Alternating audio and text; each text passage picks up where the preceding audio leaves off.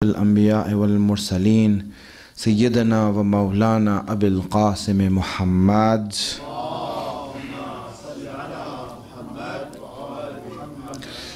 وعلى آله الطيبين الطاهرين المعصومين. There's a sentence we find in many du'as and ziyarat in which we are told to say or make this dua, saying Allahumma aj'al mahyaya mahya Muhammadin wa ali Muhammad wa mamati mamata Muhammadin wa ali Muhammad. That Allah make my life the life of Muhammad and his family, and make my death the death of Muhammad and his family. So here, when we are told to make this dua, so obviously we are told to see the life of the Prophet and the Imams, and then we are encouraged and inspired to make their life our own life. In other words, that their view of life should be our view of life. Their approach to life should be our approach to life. Their practice of life should be our practice of life. So now when we look at the emphasis of this point is to make our life like the life of Ahlul Bayt. So this leads us to the question of life itself. And while I'm here, this will be the subject. What is life? What is life itself? How do you view life? How do you understand life? Have we understood life or not? What's the use of understanding life? What do you get out of knowing what life is? So the first question is, what is our general view of life? What is your view of life? What do you think life is? In a general way. Not in specifics. Not in, for example, what are the specific details of life? Not asking about the details, but in general view, what is this life that we have? Because many times what happens is that a person, anyone, who does not have a general view of life or an outlook on life, if someone does not have this general idea of what life is, will lose himself in the specific details of life. A person who doesn't know what his life is or where he's heading, you will see that the specific details of life will eat him up and will destroy him.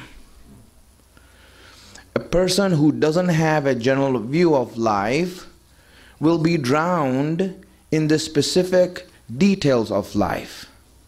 If he becomes happy, he will be drowned in his happiness. If he becomes sad, he will be drowned in his sadness. He doesn't know how to be happy, he doesn't know how to be sad. He doesn't know how to fear, he doesn't know how to be brave. Every small details of life, you see, without the proper understanding of life, will always hurt him and harm him. Why? Because he doesn't know what life is. And when you don't know what life is, and we don't have the view, the correct view of life, you end up hurting yourself because of the small details that are in life and that are a part of life. So what we are looking for is having a view of life. And we see the examples amongst people who were close and had ma'rifat.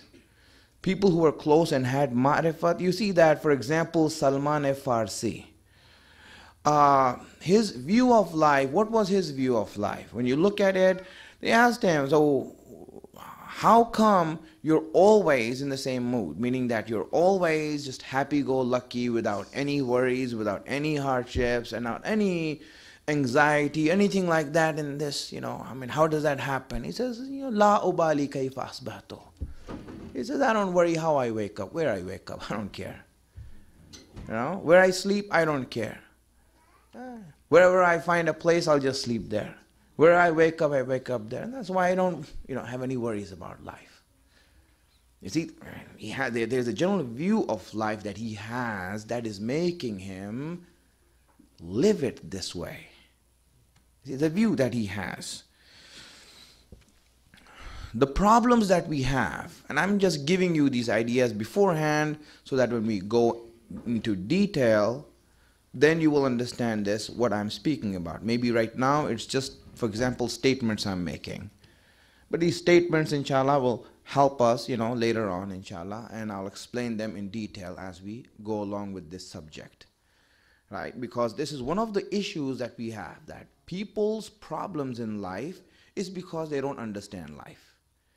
If they understood life, there won't be a problem. Why don't they understand life? There are many reasons for it. First reason is kufr. First reason is kufr. They don't believe in Allah. They don't believe in this, and hence they have no clue what life is. And they have a misguided view of life. And because of their misguided view of life, then everything in life is a problem for them. You see, they go through depressions, they go through hardships, they go through tensions, and then they get illnesses and diseases because of these tensions and because of these things that they go through in life. And this is exactly what happens. So first reason what happened is kufr. When a person doesn't believe in Allah, you see right away he doesn't have the right view of life, and hence his life, no matter how you can say in the worldly sense successful he is still, hurt and harmed by every little thing in life. Every little thing in life, you will see he'll be harmed by it. Sometimes a person does not have the correct view of life or the understanding of life is because of his wishes and dreams. He has so many wishes and so many dreams, that he wants to be this, he wants to be that, he wants to be this, and he makes these dreams for himself, and they're completely out of control. And when they're out of control, you see that because he doesn't reach those dreams, he will be frustrated, he will be depressed, he will have those illnesses, mental problems. Why? Because of the fact that he has these long dreams and plans for himself that will never work out. And that's why you see that his life is messed up because of that. Sometimes what happens is that we have unreal expectations. Right? What is life? This and that. And maybe those expectations are not unreal, but we don't know where to find them, where to look for them. Because of the lack of understanding of what life is, we search for them in the wrong place and hence become frustrated because we don't find it here. Right? For example, if you think that there is gold under this land, and you are told and you believe that, then you start digging for gold, digging for gold, digging for gold. You'll go so down, and you'll go all the way down until you don't find it.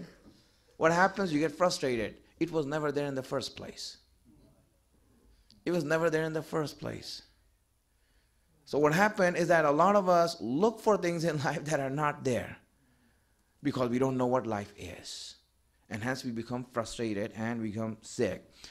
There's riwayat we have that says that when a mu'min makes dua to Allah and is asking for specific things and he's going into the specific problems of his life and he's worried about those specific things, that Allah, this loan over here or this thing over here, and I need that over there, I need this car with this color and this engine and that thing, He goes into specifics and he's worried about those specifics. The angels look at this dua and they laugh at him. Right? They laugh at him and say, what's wrong with you? I mean, you should be better than that.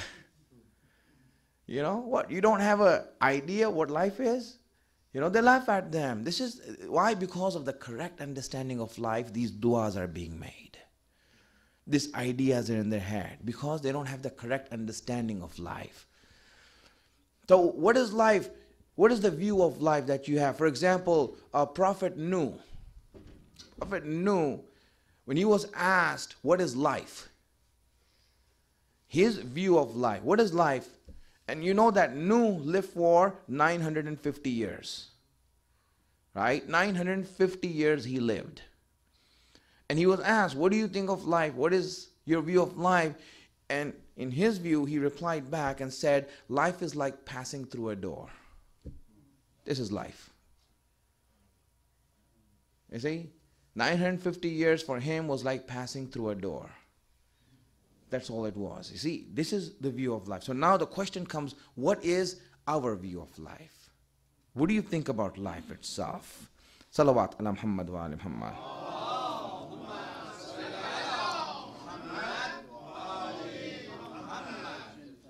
Most of us, most people, they do not even start thinking about life. They haven't even given it much thought. Idea, what is life? And they make a joke. Life is a, yeah, that's it.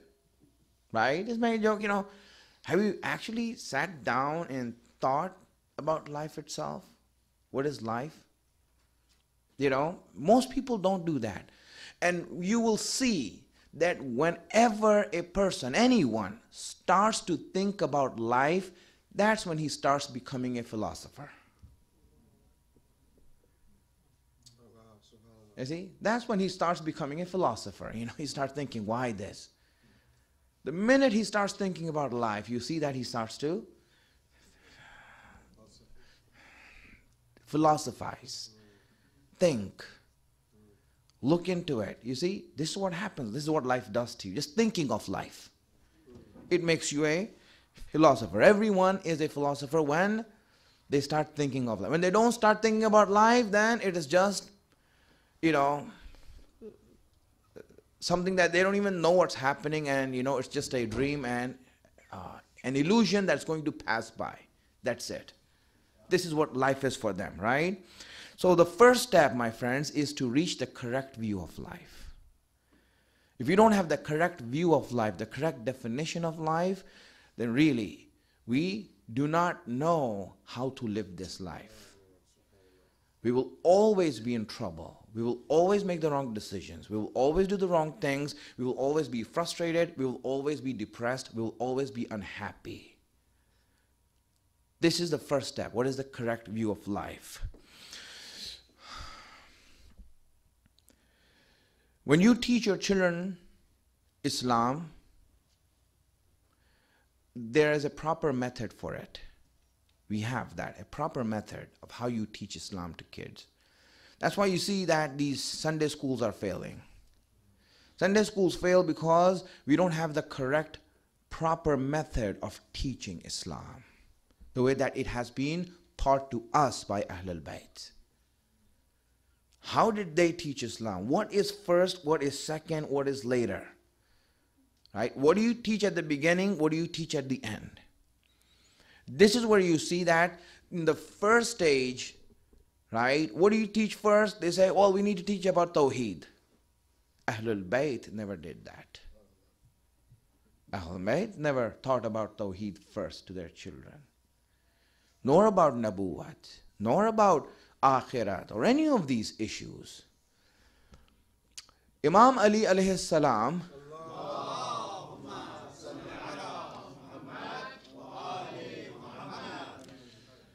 in a letter that he wrote to his children. In Nahjul Balagha, letter number 31 is a letter that he wrote to his children. And in it was like a comprehensive teaching, comprehensive education, right? Everything. What is first, what is second, this and that. And this letter that he wrote really should be a letter that should be highlighted in our own life. Most people, for example, when they speak about the letters of Imam Ali, they right away think about Malik Ashtar.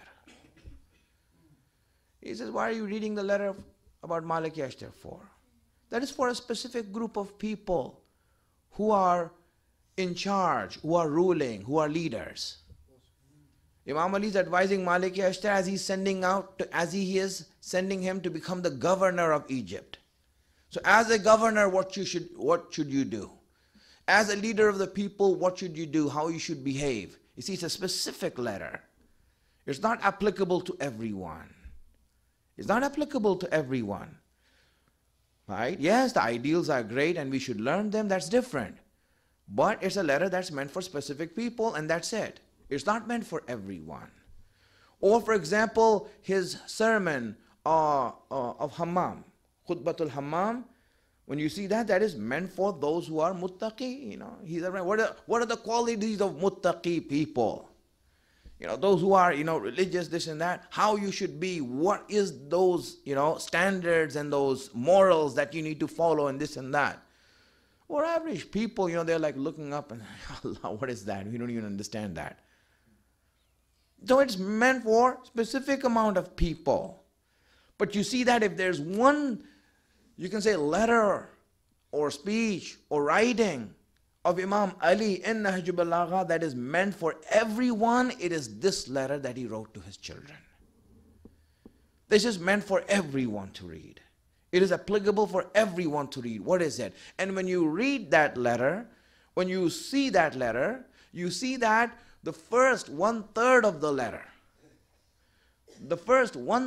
letter, is neither about Tawheed, neither about Nabuwat, neither about any of these issues. The first 1/3 of his lecture and his education for his children is just about what is life. What is life?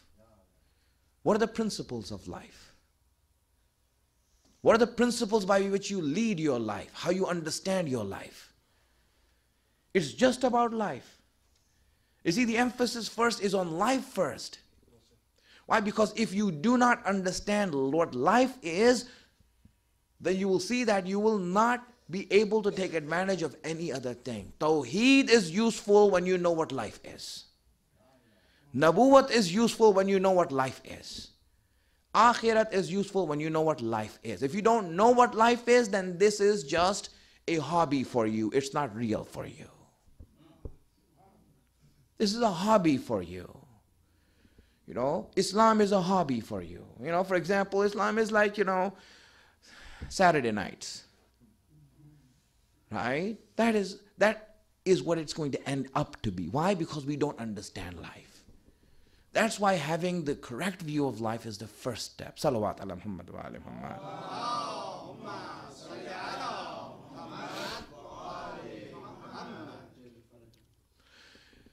In short, life, my friends, right now, just to make this statement, life is a vessel. And we are alive. Life is a vessel, we are alive in it. Life is happening. It's going on. If we don't know what this life is, then nothing else would be of consequence. It wouldn't make sense to us. If I tell you, be patient, where in patience is life? Where in life is patience? Where do I become patient? Which part? Where? How? I don't know what life is. So even if you know what patience is, you won't know. It won't make sense to you. It won't make sense to you. For example, what is success? People run after success because they don't know what life is. If you understood what life is, then you would know that you're already successful. You're already successful. What are you running after? It's because I don't know what life is, that's why I'm running after success. I want success. What is success? What is success? Understand what life, if you understood what life is, you're already successful. Yeah, really? What's that? You don't know what life is. If you know what life is, then you would know what success is. People run after these things. Even wajibat, the taklif that Allah gave us, these wajibat that Allah gave us, prayers, fasting, this and that, it would not make sense if you don't know what life is. It won't make sense. What is life? Yes, it's just burden for you. It's just burden for you. It's hardship for you. Inshallah, there is some ajr behind it, hopefully. I just do it because I like fasting. I can lose weight. Helps my willpower, determination. All of these good things come out of it. Why do I pray? It makes me feel good. Makes me feel good. That's why I pray. It wouldn't make sense because we don't know what life is. This is the reason why first thing that we need to understand. The first thing is, what is life? So now, just to end it here, inshallah, we will go into detail from next week onwards, right, about life itself and the definition of life, and to, understand what life is, the teachings of Ahlul Bayt, to know what it is. This is, what we want to achieve. Life should be defined. And I'm just throwing it out there. I'm just throwing it out there for you to think about it. Life should be defined. How should life be defined? So I'm giving ideas how life should be defined. I'm not defining for you. I'm just giving ideas. How should it be defined? When you want to define life, what should it be like? My friends, when you define life and when you understand life, how should life be to you? What should you think about life knowing this definition?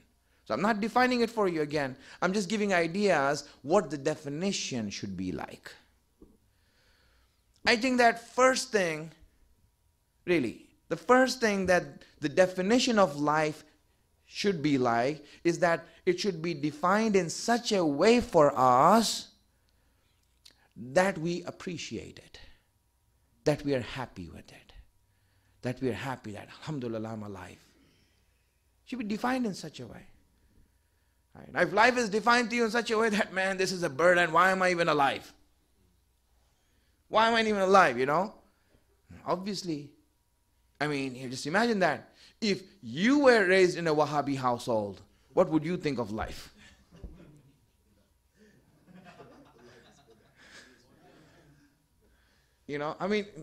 Imagine, I feel sad for those kids being raised in an environment like that. Look at their definition of life. How hard must it be for them that their life is so, that the way that life is defined for them is so dry, is so unhappy that everyone's like, there's no fun in it. There's no happiness here. What is life? So the first idea of the definition of life should be such that when oh, this is life, wow, I'm so happy. Wow, this is great. It's great, mashallah. That's the way it should be defined, right? The definition should be such that it makes us happy that we have it. Right? That's the way it should be defined. The first thing in a definition. The second thing that life really should be for us, the way it should be defined, is the fact that life, when we hear about it, when we get to know it, then we should appreciate the one who gave it to us. Allahu Akbar. Allahu Akbar. Allahu Akbar. We should be happy that you gave it to us. For example, when Eid comes around and you give gifts to your children, this and that. For example, your kid wanted a PS3 or an Xbox, right? And you get him a plastic sword, right? So now, obviously, when he opens his packet, this and that, he sees a plastic sword, Now, obviously, he will say, thank you, but, just see his reaction. Oh, thank you. This and that. Now, if he gets the Xbox, he'll be like, Dad, thank you, I love you, this and that, and all these excitement is there in the air, and he's hugging you and kissing you, this and that. You get the plastic sword, you're like, thanks, Dad. It's the thought that counts. Right? That's the reaction, right? So when we got this gift of life, how was our reaction? How was our reaction to it? Have we understood that this is an Xbox? Or have we understood that this is a plastic car, that he's running with? What have you understood? You see, life should be defined in such a way that it should be so good that it should naturally make us just jump up and down with excitement. And then thank the one who gave it to us. That's the way life should be defined, right? I mean, this is, my friends, I'm just giving you ideas right now. What is definition and all that? Inshallah, we'll go to it. But this is what it is. Some people, when they ask the question, whenever they have hardships, this and that small thing, they say, why me? Why does it have to happen to me? They're actually asking, what is this life? I don't understand it. That's what they're asking, actually. It has nothing to do with me. It's this life that I'm living. What is the problem with this life, and why is this happening to me? What is life? Because they don't understand life, that's why they are asking this question. They don't understand life. Are you asking about yourself or your life? When you say, why me? Look into it. Are you asking about yourself or are you asking about life? You see, the question is about life, not about yourself. You'll see that. It's about your own life. And that's where it comes out to. Some people have a view of life that, really they don't understand, and they think they do. Right? For example, if the kids are playing too much and they're not doing their homework, or for example, anything, that this guy is, lazy or not doing things, they say, when they get angry, what do they say? Look at their view of life. They say that, what, you think life is a game? You think life is a game? Islam says actually it is. It is a game. Allah says that in the Quran. وَمَا الْحَيَاةُ الدُّنْيَا إِلَّا لَهْوٌ وَلَعِبٌ. The life of this world is nothing but a game. It's just a game. Sport, enjoy it. Have a good time with it. That's what life is meant for. We don't understand it that way. Allah Himself is saying, life is a game, it's a sport. Why are you so upset? You're so serious. Take it easy, enjoy, have a good time. You see how Allah is defining life. Allah is saying it's a game. And we're saying, no, it's not a game. Right? It's not a game. It's a game. It's really a game.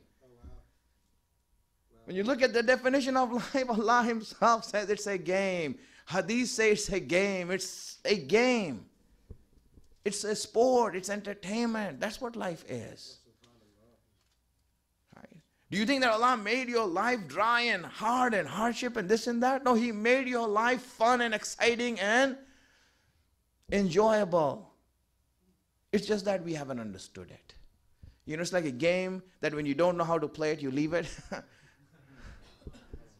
Right? You get tired of it. I don't know what to do with it.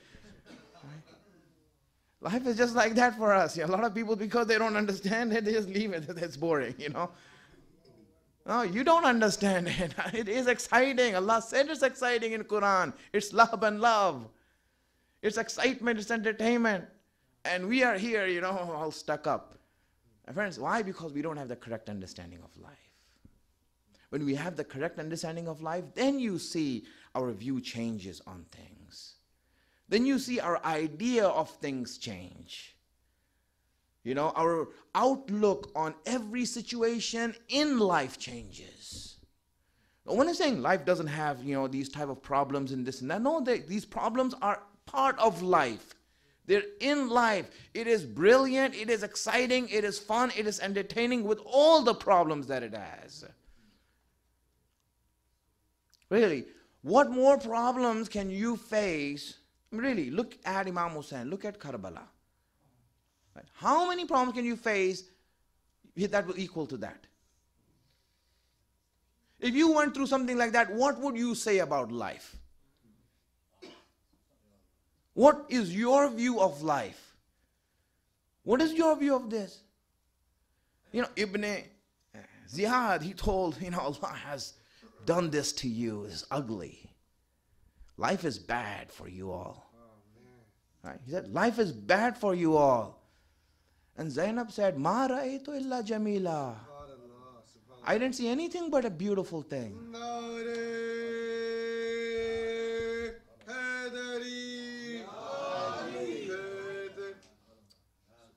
Ibn Ziyad is looking at it, he's looking at it, this is ugly, this is horrible, what happened to you? And I'm saying, no, know it's beautiful. You don't even know what happened. You don't even understand what life is. If you understood life, you would know how beautiful it is. You see? Do we have that view of life? Do we have that understanding? You see, and this is what we want to understand. What is this life? What is life? When we have the correct view, then you'll see that everything, how we view things change. How we look at things change. This is what it is, my friends. Now when you see hardships, when you see these things like, you look at it and you'll take pleasure from it. Right? It's like, for example, you're like, Subhanallah. Yes. One thing is that when hardship happens on others, and there's nothing wrong with crying. There's nothing wrong with mourning those who have faced zulm and were mazloom, or they were hurt and harmed. There's nothing wrong with crying for them. The crying is different than what the reality is. The crying that Ahlul Bayt cried. Right? Ahlul Bayt cried. Imam Sajjad cried. He cried a lot. But that doesn't mean what we think it means. When you see where's Imam, he knows where Imam Hussein is. He knows where Imam Hussein is. He's in a much better place. He knows that. He knows more than us where Imam Hussein is. Right? But at the same time, he is crying. So isn't this contradictory? No, it's not. It's not contradictory, my friend. It's one thing to know that this person has achieved a great success. But there's another thing that's called love. There's another thing that's called love. Yes, I know that he has achieved a great success and I'm happy for him, but the fact because I loved him, I'm crying because of the separation. See, that's different. This is a different thing when you cry. Friends, really, the loss of Imam Hussein is what is burdensome for us. The loss of them. You see the hardships they went to and how they were killed, the gory style they were killed in, the bloody style they were killed in. Yes, on the outward it's shocking, it's painful that how can this be done? But the fact that such treasure was not recognized is what is hurtful for us. That such gems were not appreciated is what is hurtful for us. That these people did not understand who Imam Hussein is what is hurtful for us. You don't understand Hussein? My friends, the mourning that we have, the azah that we have, you see, it's all, for Rasulullah, what he went through, for Imam Ali, what he went through. Do you think what Imam Ali went through is any less that he wasn't recognized? The same thing as Imam Hussein. We cry for him. Imam Hassan, he wasn't recognized. He was not appreciated. He was left alone. I told you before, why do we cry? Right? Why do we cry? What is this crying for? Is it just because of this excruciating circumstances Ahlul Bayt faced in Karbala that makes us cry? Is it, for example, the way that Ali Akbar was killed and, the spear in his heart, and is this the image that makes us cry? Is this the reason? Is it the way that Ali Asghar was killed and the arrow hit his neck? Is that the image you look at when you cry? What is in your heart that says, why am I crying? If you say that, then okay, what if Ali Akbar was not killed that way? What if Ali Asghar was not killed that way and they gave him poison? What, would you be happy now? What if Imam Hussein was not killed that way? Oh no, but still they were thirsty. What if Yazid gave them water and then killed him? Now would you be happy? Now would that be enough for you? No, I mean, how can that be? I mean, look at Imam Hussein, like for example, he shouldn't be, he should be in Medina. Okay, what if he was in Medina and they abandoned him and they left him alone, isolated him? Now would you be happy? He says, when will you be happy? He said, no, Imam Hussein should be given his right. What is that right? What is that right? My friends, you're crying because the right that was given to Ahlul Bayt in Ghadir was not given to them. That's what you're crying for. The only time you will not cry is when Imam-e-Zaman comes back and takes charge. That's when you say, now it has been done. Do you understand that? My friends, this crying is for a different reason. It's not those images that is there. Yes, when you look at it, it really appeals to you. It really makes us come closer to them. How come that they were so unappreciated, that they were so disregarded, that they were so much put down, that they were butchered like this? Why is it that Ahlul Bayt had to go through this? After Karbala also it did not stop. Really, Karbala? I mean, Ashura was the beginning. Really, Ashura was the beginning. It was after Ashura when you see that troubles really started.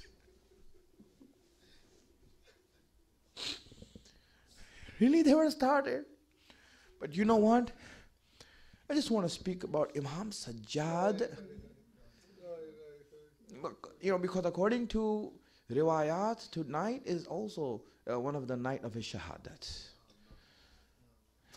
In fact, many places in the world tonight is commemorated as a shahadat, the night of the 12th. Just about Imam Sajjad. Imam Sajjad was given a heavy responsibility by Imam Hussein, by Allah. Really, he was given a very big responsibility. Imam Sajjad, what he had to go through, you know what he had to do? It is so hard when you understand it in this light. It is so hard that Imam Sajjad, what he had to do and what he had to make sure happens.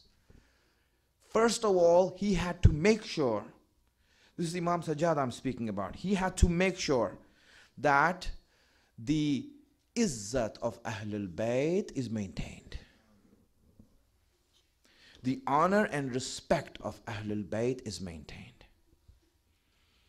Because Imam Hussein, he had emphasized that. He said, Hayhat minna zilla. That we will never become zalil. Now imagine Imam Zainul Abidin is now a prisoner of war. He's in chains. He can't do anything. And his women and children are also captives. And in that situation, he has to maintain the respect of Ahlul Bayt.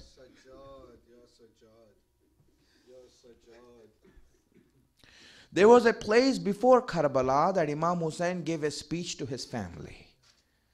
He brought his women and children together. This was before Karbala. They even arrived in Karbala. And he announced to them that, listen, there will be hardships that are coming. There will be problems that are coming.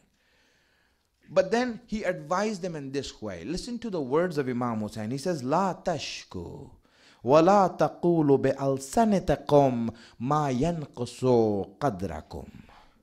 He says, do not complain. No matter what happens to you, do not complain. I know that you will be slapped, that you will be whipped, that there will be chains in your hand. But he said that do not complain to anyone. Maintain your respect. He says, and do not say anything from your tongues that will lower your respect and dignity in front of others. If your hands hurt, though, if your hands are hurt by those chains, don't say anything. Don't tell them, please loosen them to give them the satisfaction. Maintain your dignity, in other words. Maintain your dignity, in other words. That's why you see Ahlul Bayt were trained by Imam Hussain. Imam Sajjad, when he saw the scenes that they had to go through, it was hard for him. But you know what? Even the little ones were trained. They knew what is right for them. Someone in Kufa, when the Ahlul Bayt were gathered in one place in an intersection in Kufa, and they were put there like sheep for sale. Like you would have a herd of sheep there and you would have them in one place to sell them. You know, Ahlul Bayt were kept like that in an intersection in Kufa. And someone saw that and they came and they saw children there also. They came to Sakina. And you know what? Sakina is still thirsty. You know, she got a little bit of water, but you know what? She's thirsty and she is wanting water. She's wanting water. I mean, imagine a child who's thirsty. Just imagine your son or kid who's thirsty. And really thirsty. And he could use any type of whatever it comes from, he will drink it. He cannot use his discretion to say, I don't want this, I don't want that. And he will not have that. He said, anything would do right now to quench my thirst. Sakina was thirsty. She was so thirsty that, and you know, she was like parched. Someone came to her and said, here, you know, here's some water for you. Here's some water for you.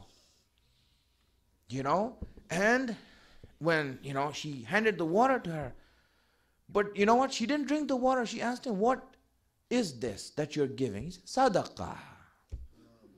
Sadaqah. Sadaqah. You know what she said? She says, Ammati taqulu anna sadaqata alayna muharrama. He says, my aunt Zainab had said that sadaqah is haram on us, we cannot take it. We cannot take sadaqah.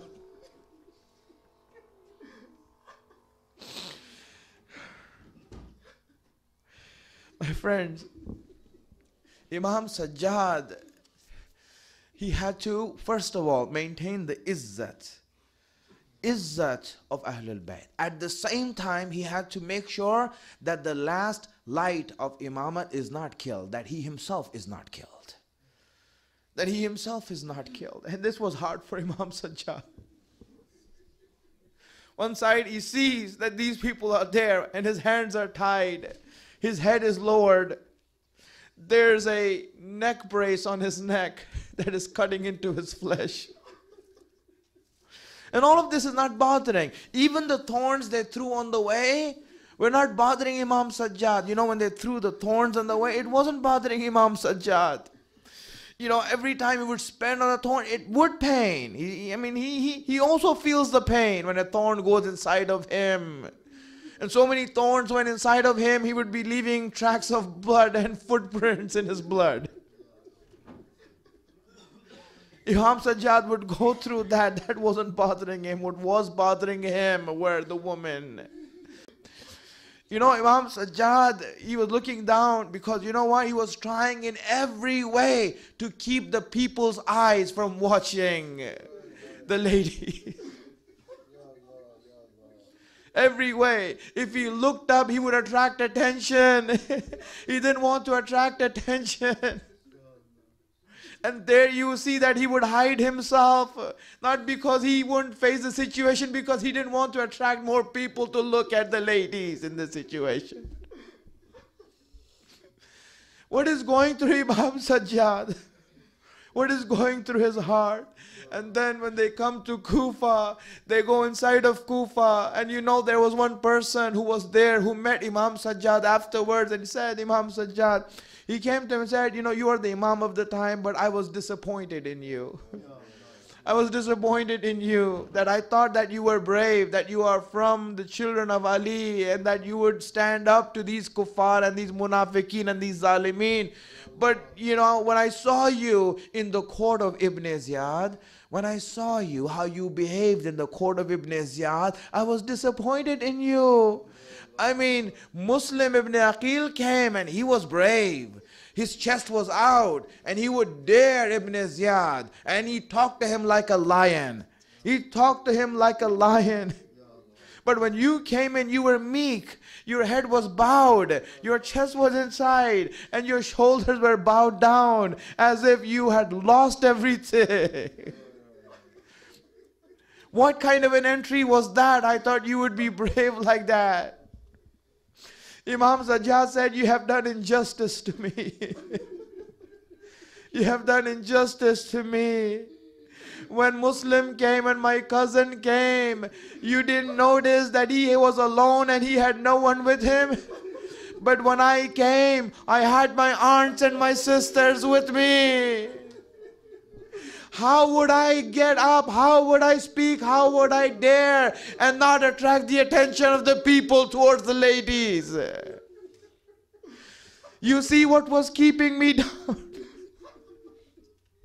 Imam Sajjad went through this, but today, inshallah, let us just take, I'll say one more thing and you give your condolences to Imam Sajjad. You know, Imam Sajjad, when he left Karbala, the site of his father and his people. Friends, you all have been through this. You all have been through this, and you know, death is a very hard circumstance on anyone in any family. When you take care of someone whose beloved had died, you know, you would, want him to rest. Please, you rest. Let us do everything. Give us the ijazah. We will do everything for you. We will take care of everything. You don't have to worry about anything. Let us do everything. You would not say that, right? I mean, why? Because you know what he's going through. You know the hardship that he's going through. Especially if the person who was killed, who died a brutal death. If he died a brutal death, you will be like extra careful. Why? Because his heart is on the edge of breaking up. You would say, we will take care of the kafan and dafan. You go ahead. Down, right? If you do something wrong, you see right away they get upset. They're sensitive at that moment. You have to take care of them in a nice way. Why? Because people are sensitive. Their beloved have died and they are in this situation. My friends, when Imam Sajjad was taken from Karbala, when he saw the body of Hussein, when he saw the body of his father, his brothers, his uncles and everyone lying there. And you know what? They buried the soldiers on Yazid's side. They gave them a grave. They put them in the grave. And they left Imam Hussein and they left the family of Imam Hussein on the ground of Karbala without burying them. Without burying them. There, Imam Sajjad, when he saw that, someone do something to put a grave on them. Someone put something on my father's body. Put something there. Have some shame. The birds in the sky are ashamed that their Imam is left like this. The sky is crying. Someone hide the shame of Ahlul Bayt. When Imam Sajjad left Karbala, it was hard for him. It was very hard for him. And you know, after the army left and they were gone, then Bani Asad, for whom Imam Hussein advised them that when you see your bodies here, bury them. They came out to bury them.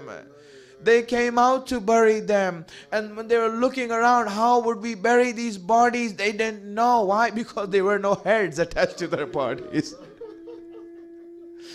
There were no heads that were attached to the bodies. They didn't know how to bury them. They said, what should we do? Should we make one grave for them? Should we make, put all of them together? We don't know what to do. They were looking around thinking, what should we do to bury them? And then they saw someone coming towards their way. Someone came amongst their midst and said, let me tell you what to do. Let me tell you what to do. And you can see the sign. They said, we can see the signs of sadness on his face. He said, let me tell you what to do. He said, listen, you bury these people in one grave, put them together. And they started putting the graves and the bodies inside. Every body that was going inside, Imam Sajjad was saying, be careful. Be careful. Don't be harsh on them. Because when they were alive, no one was caring for them. No one was compassionate.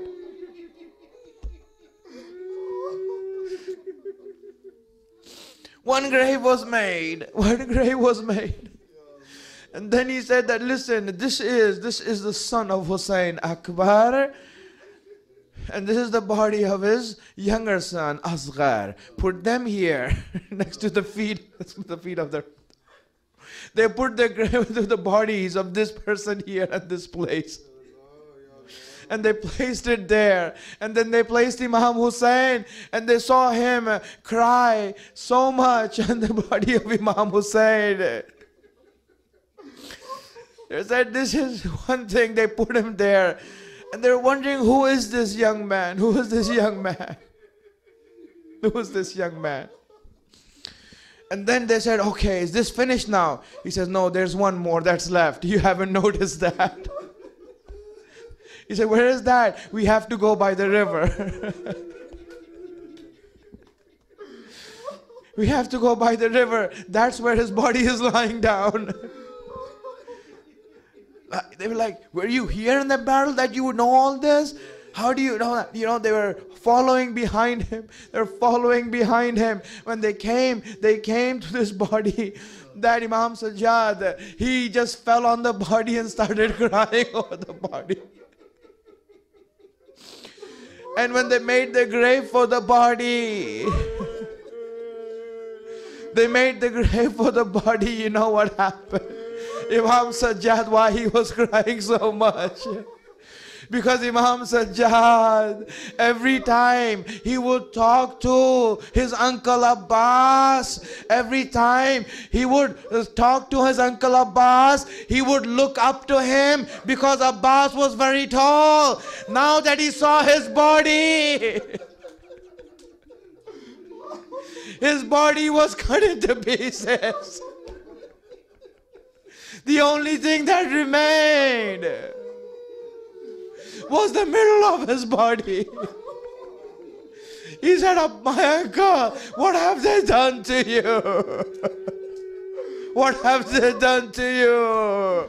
Imam Sajjad, that Abbas, Ammu Abbas, you used to worry about Zainab, you used to worry about Kulthum. Let me tell you what happened to them after you.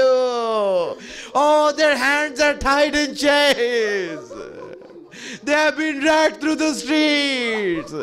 People threw stones at them. Oh, my uncle Abbas, where are you? Where are you?